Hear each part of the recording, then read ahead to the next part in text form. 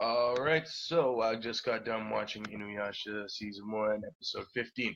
Return of the Tragic Priestess. Return of the Tragic Priestess, Kikyo.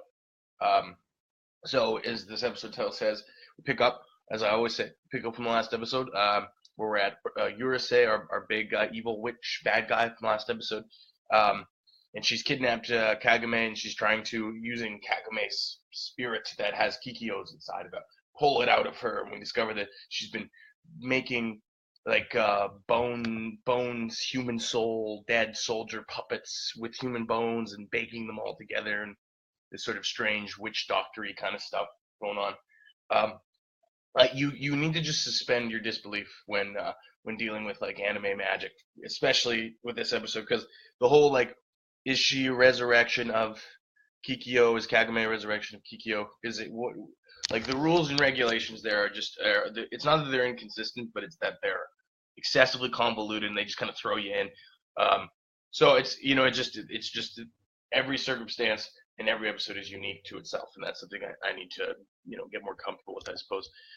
Um, so this episode is very backstory heavy. This is definitely a lore episode, and we find out that Inuyasha was in love with Kikyo, which was hinted at in the last episode.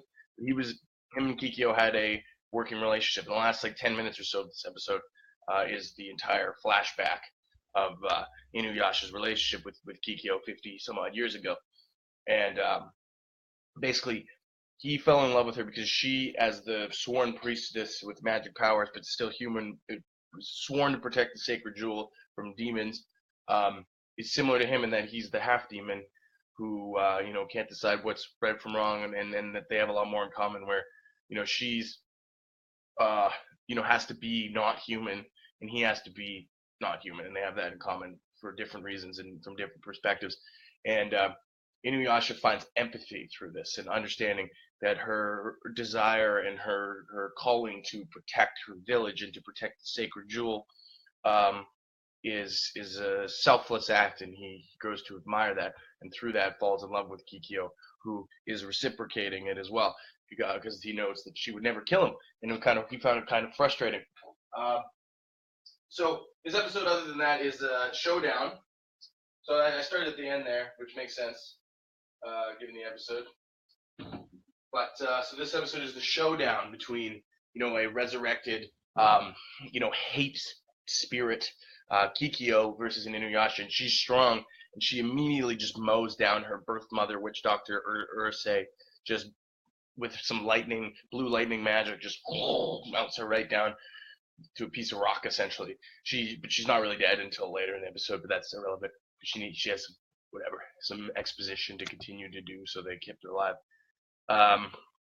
So Kikyo vows to get revenge on Inuyasha because Inuyasha killed her. And when she's resurrected pretty quickly, her fatal wound returns, and she believes that Inuyasha had betrayed her, and that's sort of the back and forth. Inuyasha does not recall betraying her, and from his memory, it was quite the opposite. She had betrayed him. So basically, Kikyo is extremely upset that Inuyasha struck her down and killed her because they were planning to meet up, and she was going to offer him the sacred jewel, and this could potentially make it cease to exist, could kill the whole sacred jewel if this were to go through.